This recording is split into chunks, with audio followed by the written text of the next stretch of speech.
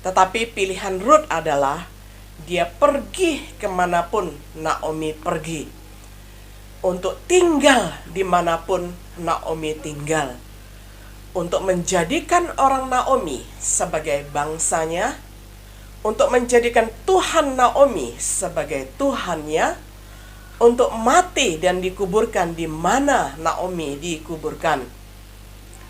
Jangan biarkan apapun kecuali kematian menghalangi mereka. Dalam membuat pilihan seperti itu, Rut telah menjadi seorang proselit, yakni pengikut baru agama Yahudi.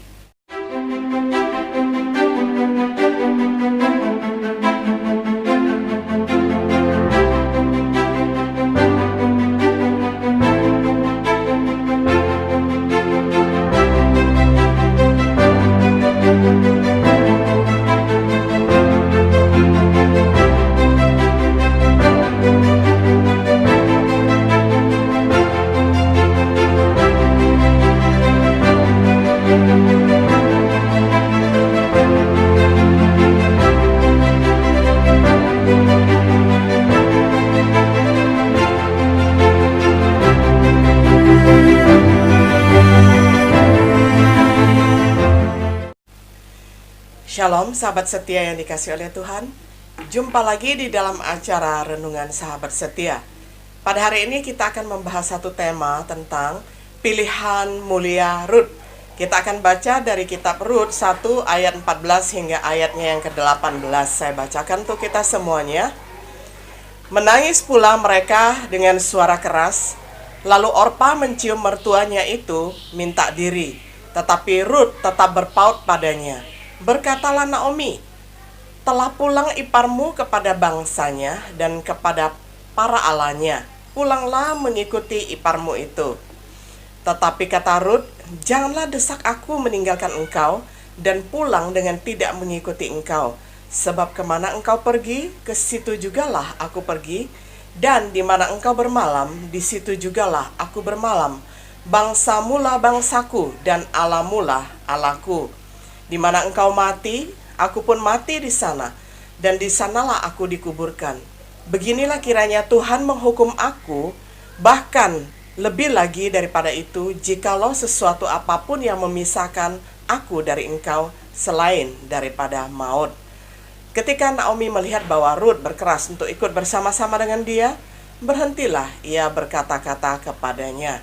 Sampai sedemikian jauh pembacaan firman Tuhan dari Rut Pasal 1 ayat 14 hingga ayatnya yang ke-18. Sahabat setia yang dikasihi oleh Tuhan, kita melihat bahwa kitab Rut berisi selingan kisah kasih yang indah di antara periode ketika para hakim-hakim memerintah Israel, dan juga di antara era yang ditandai oleh amoralitas, penyembahan berhala, dan perang. Berisi kisah yang mengharukan tentang pengabdian dan kesetiaan, tentang seorang janda Moab, Rut, yang meninggalkan tanah airnya untuk tinggal bersama ibu mertua Yahudinya, yakni Naomi, di tanah Israel. Tuhan menghargai komitmen Rut dengan membimbingnya ke ladang Boas, kerabat dekat Naomi, di mana dia mengumpulkan biji-bijian gandum dan menemukan tempat dalam silsilah Kristus. Kitab Rut ini memiliki dua tujuan. Yang pertama, untuk menggambarkan bagaimana Allah memberi upah kepada orang yang berhikmat secara rohani, memilih dan menunjukkan kesetiaan berbakti yang teguh. Kedua, untuk menjelaskan bagaimana Rut, seorang wanita Moab, akhirnya menjadi nenek moyang Daud yang melahirkan Mesias. Pertama-tama kita mau melihat yang terjadi di Moab. Itu adalah bagian pertama di dalam bagian ini, yakni kisah perjalanan sebuah keluarga. Di dalam pasal 1 ayat 1 dikisahkan bahwa pada zaman hakim, sebelum periode raja dari Israel, ada kelaparan yang melanda di tanah Yudea. Sebuah keluarga yang beranggotakan 4 orang meninggalkan Bethlehem untuk tinggal di Moab. Bethlehem adalah kota yang terletak 5 mil dari Yerusalem, tempat kelahiran Daud dan Yesus. Moab itu adalah negara yang terletak di sebelah timur Laut Mati. Dan kita ingat bahwa itu adalah keturunan Lot. Kita bisa membaca di dalam Kejadian 19 ayat 36 sampai 37. Lalu kadang-kadang sebagai musuh dan kadang-kadang juga sebagai teman bagi bangsa Israel. Nah, yang kedua, keluarga, yakni keluarga yang terdiri dari seorang ayah yang bernama Elimelek, lalu Naomi, sang ibu, dengan kedua putra mereka yakni Mahlon dan Kilion. Mereka tinggalnya di Efrata Bethlehem yang juga dikenal sebagai Efrata saja di dalam Kejadian 35 ayat 19. Mereka berpindah karena dipicu oleh rasa lapar, oleh kelaparan yang melanda tanah Yudea pada waktu itu. Mungkin ini juga menunjukkan kurangnya iman pada Tuhan yang membuat persediaan ketika anak-anaknya menjadi miskin. Lalu kita melihat setelah mereka pindah ke Moab dan juga kedua putra Elimelek dan Naomi sudah berkeluarga mengambil perempuan Moab yakni Orpah dan mengambil Rut, maka terjadilah kematian 3 orang berturut-turut, yakni Elimelek meninggalkan Naomi sebagai seorang janda dengan 2 putra. Nah, tradisi tafsiran Rabi menyatakan bahwa kematiannya adalah hukuman atas keserakahan atau telah meninggalkan tanah airnya. Mahlon dan Kilion menikahi perempuan Moab, dan Mahlon menikahi Rut, Kilion menikahi Orpah. Perkawinan seperti itu dengan wanita Moab sangat terlarang. Dilatar belakangi larangan orang Amon atau Moab masuk sebagai jemaat Tuhan. Bisa dibaca di dalam Ulangan 23 ayat 3, 1 Raja-Raja 11 ayat 1 hingga 2, kemudian Nehemia 13 ayat 23 sampai 27. Mereka tinggal di Moab sekitar 10 tahun. Mahlon dan Kilion akhirnya juga meninggal menyusul bapaknya Abimelek. Tradisi para rabi menyatakan itu karena meninggalkan Yahudi dan akibat pernikahan mereka dengan orang yang dilarang oleh Allah, yakni menikah dengan perempuan Moab. Lalu meninggalkan Naomi sebagai seorang janda dan tidak memiliki anak yang dia terima sebagai penghakiman ilahi terhadap dirinya. Seorang penafsir bernama Baxter berpendapat bahwa Elimelek dan anak-anaknya pergi ke Moab untuk mencari roti. Sebaliknya, mereka menemukan kuburan. Karena putus asa kematian dari suami dan kedua putranya, Naomi memutuskan untuk kembali ke tanah airnya. Hal yang kedua, kita melihat kesetiaan untuk kembali ke Yehuda. Naomi memilih untuk kembali ke kampung halamannya, memilih untuk kembali ke homelandnya atau ke rumahnya. Bala kelaparan di Yehuda telah berakhir, dikatakan di dalam Rut 1 ayat 6. Berkat Tuhan telah kembali ke Yehuda dengan tidak ada lagi kelaparan, tetapi semuanya dapat memanen dan makan dengan kenyang. Tuhan telah memberi mereka roti. Naomi mendorong menantunya untuk tetap tinggal di Moab. Saat mereka di dalam perjalanan untuk pergi, Naomi mendorong mereka untuk kembali ke rumah ibu mereka di tanah Moab.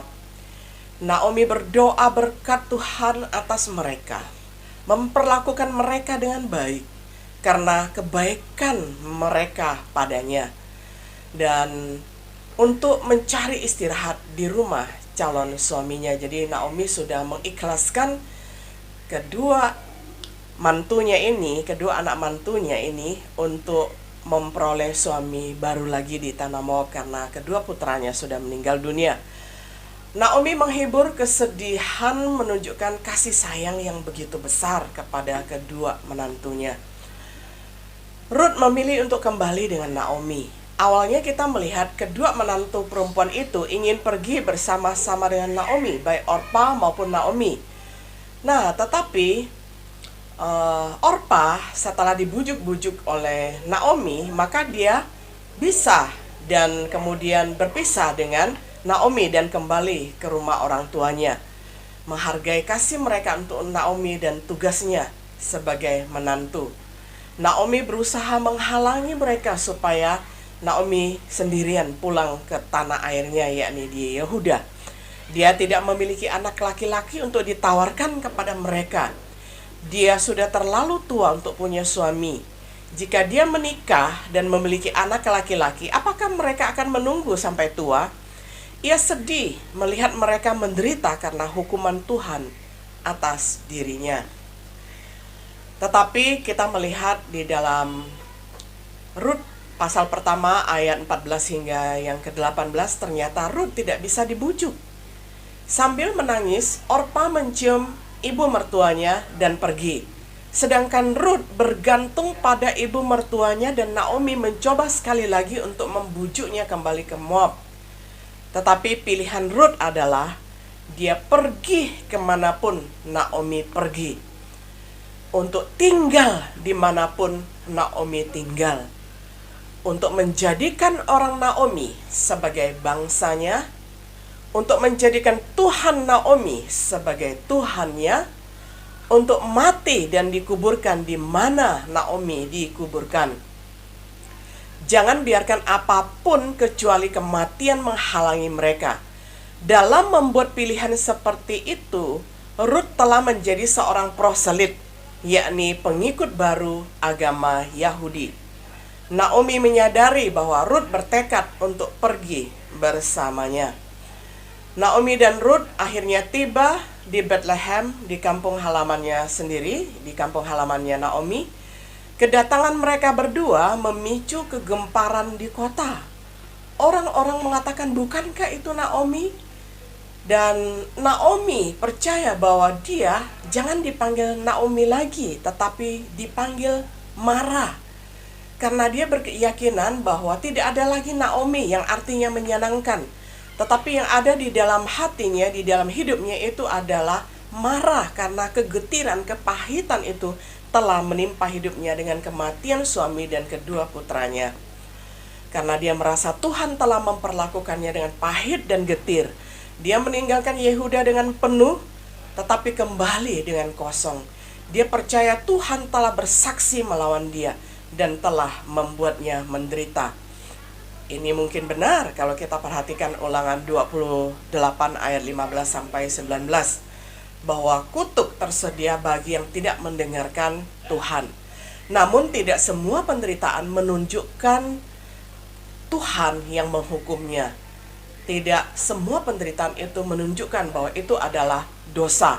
Kita dapat melihat di dalam diri Ayub. Dia mungkin telah menjadi korban dosa orang lain yang tidak bersalah. Naomi dan Rut menetap di Bethlehem. Lalu Naomi seorang perempuan tanpa suami dan anak laki-laki, sedangkan Rut seorang perempuan Moab tinggal di negeri asing. Saudara, kesimpulan di bagian ini, di bagian awal dari kitab Rut ini, kita bisa melihat bahwa kedatangan mereka itu tiba pada awal panen gandum, yang menentukan panggung ataupun pentas untuk peristiwa di pasal berikutnya, yang menandakan awal baru di dalam kehidupan Naomi dan Rut. Kisah ini tentu saja menggambarkan pentingnya membuat pilihan. Pilihan datang dengan konsekuensi, terkadang baik, terkadang buruk. Elimelek dan putranya membuat pilihan yang nampaknya merupakan keputusan bisnis yang baik, namun akhirnya meninggalkan seorang istri dan ibu menjadi janda. Rut membuat pilihan meninggalkan keluarga dan agama palsu mereka demi Tuhan yang benar dan keluarga miliknya. Seseorang yang akan memberikan berkat duniawi dan juga berkat kekal. Terkadang pilihannya bukan antara benar dan salah, tapi antara baik dan lebih baik. Namun pilihan apapun yang kita buat akan menjadi pilihan yang benar jika dibuat dengan kata-kata Yesus ini. Tetapi carilah dahulu kerajaan Allah dan kebenarannya, maka semuanya akan ditambahkan kepadamu. Matius 6:33. Pilihan mulia Rut untuk mengikuti Naomi dan Tuhannya menggambarkan kebenaran. Kata-kata Yesus. Sahabat setia yang dikasihi oleh Tuhan, Ruth sudah membuat pilihan yang sangat mulia. Apa pilihan saudara dan saya hari ini? Kiranya kita boleh meneladani Ruth, memilih bukan di antara yang salah dan baik, tetapi memilih yang lebih baik lagi dari yang baik. Sehingga dengan demikian maka pilihannya itu menyenangkan hati Tuhan, dan Ruth diberkati. Dan dia menjadi nenek moyang yang melahirkan Daud yang merupakan silsilah di dalam menurunkan Mesias ke dunia ini. Kiranya Tuhan menolong kita semua untuk dapat menjadi saksi-saksi yang hidup dan dapat membuat pilihan-pilihan yang lebih baik di dalam hidup kita. Sehingga dengan demikian kita menyenangkan hati Tuhan. Kiranya Tuhan menyanggupkan kita semuanya untuk membuat pilihan yang baik itu. Shalom.